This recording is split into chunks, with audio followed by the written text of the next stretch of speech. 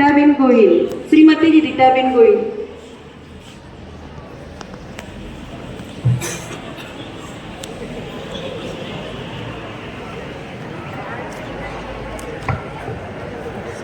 કેમ છો?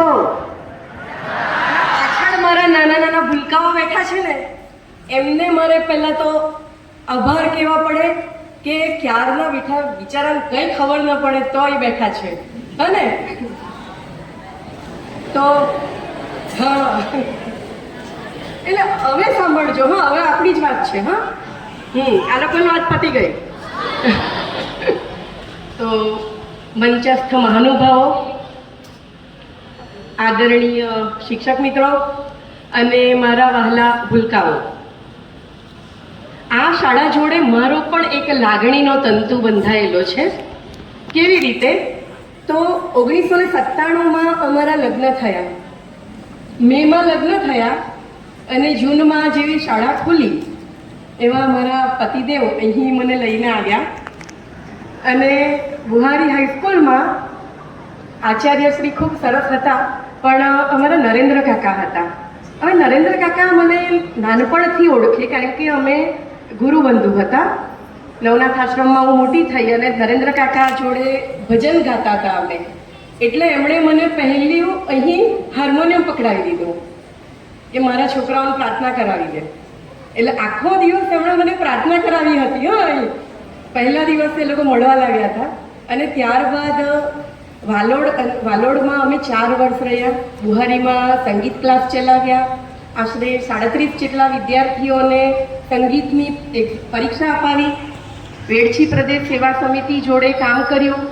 વાલોડ પ્રાથમિક શાળામાં કામ કરતાં કરતાં ત્યાં તો યુવક મહોત્સવમાં વિદ્યાર્થીઓ તૈયાર કર્યા જ, પણ અહીં તો આ લોકો તો માને જ નહીં કે અહીં તો આવવાનું જ બુહારીમાં.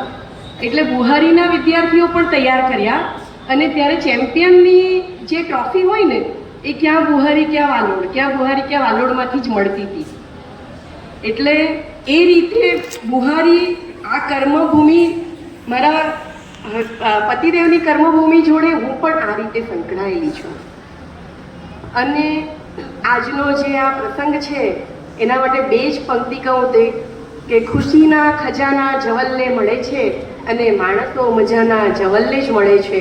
આજે ખરેખર મારા દીકરા દીકરીને તો ખ્યાલ જ નહોતો કે આવું બધું થતું હોય, કે શિક્ષણ જોડે સંકળાયેલા જ નથી. એટલે એમને થાય છે કે મમ્મી આટલું બધું આ રીતે માન મળે છે. મેં કીધું હા, એક શિક્ષક બનીએ ને તો નથી મારું અસ્તિત્વ કોઈથી છાનું, એક શિક્ષક હોવાને કારણે બધા ઓળખે છે. એટલે શિક્ષક બનીએ ને ત્યારે આવું માન મળે છે. એટલે અમારું પ્રોફેશન કોઈથી ઉતરતું નથી. શિક્ષક હોવાનો અમને ગર્વ હોય છે. અને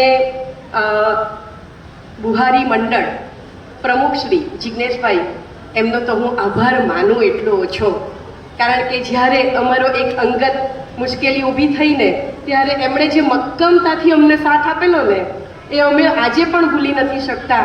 એક સ્વજનની જેમ એમણે અમને સાથ આપ્યો હતો અને એ મુશ્કેલીમાંથી અમને બહાર કાઢ્યા હતા. જિજ્ઞેશભાઈ અને મંડળ, આપનો ખૂબ ખૂબ આભાર. મારા પતિદેવ ખૂબ ઓછું બોલે છે, પણ એમના વતી હું બોલી લઉં છું આજે. અને કદાચ એ ઓછું બોલે છે પણ એટલા બધા સમજુ છે કે એમણે મને એમ કહેવાય ને, દરેક સફળ વ્યક્તિની પાછળ કોઈકનો હાથ હોય છે, એટલે એમનો હાથ છે. એમનો જે સપોર્ટ છે ને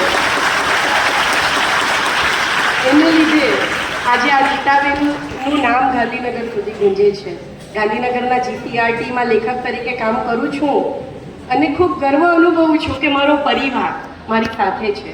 હું જ્યારે પણ જાઉં છું તો 2 કે 3 દિવસ મારે ત્યાં રહેવાનું હોય છે. મારા પતિદેવ હોય ને, મને ખ્યાલ નથી આવતો કે મારું ઘર કેવી રીતે સચવાઈ જાય છે. એટલે જેમ શાળા સચવાઈ છે ને એમ મારું ઘર પણ ખૂબ સારી રીતે સાચવી જાણે છે. એટલે આપ સર્વેનો ખૂબ ખૂબ આભાર કે આપ સર્વે આટલો બધો અમને પ્રેમ આપ્યો. અને મારા વિદ્યાર્થી મિત્રો, પાર્ટી લીધા વગર છોડતા નહીં હો.